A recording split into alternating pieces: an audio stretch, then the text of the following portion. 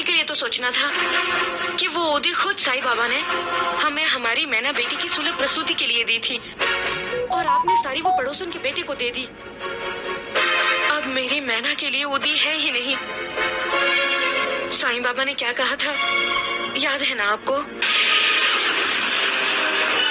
नाना, ये ओदी ही मेरा आशीर्वाद है,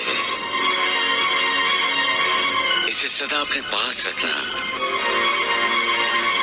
ये ओदी संसार चक्र की हर मुश्किल को आसान करेगी और हर खतरे से बचाएगी। मुझे सब याद है, साईं बाबा की बातें, साईं बाबा का आशीर्वाद, मुझे सब याद है नानी।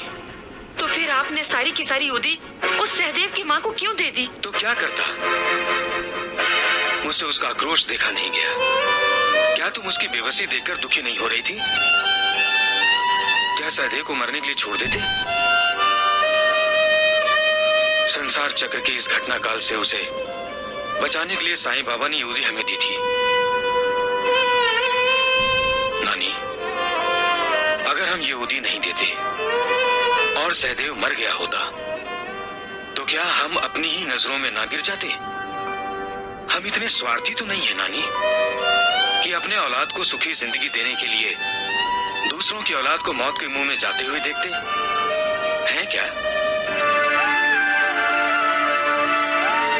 अगर सहदेव मर गया होता तो हम साईं बाबा के सामने क्या मुंह लेकर जाते?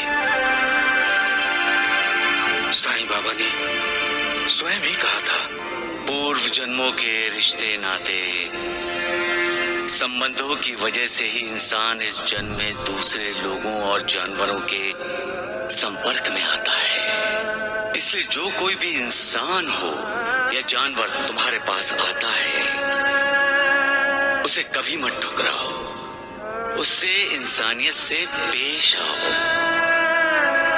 आदर नहीं कर सकते तो निरादर भी मत करो। सम्मान नहीं कर सकते तो उसका अपमान तो न करो। प्यार नहीं दे सकते उसे तो कम से कम नफरत तो ना दो उसे।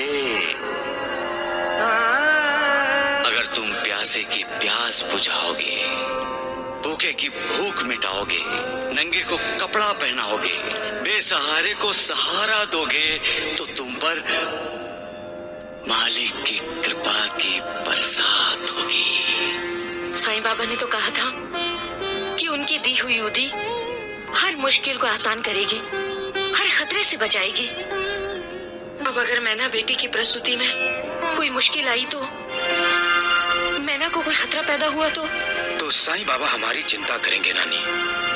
वैसे भी साईं बाबा ने कहा ही है, ये मेरा वैशिष्ट्य है कि जो भी भक्त मेरी शरण में आता है और दिल से मेरी उपासना, मेरी भक्ति करता है, उसके कल्याण के लिए मैं हमेशा फिक्रमंद रहता हूँ।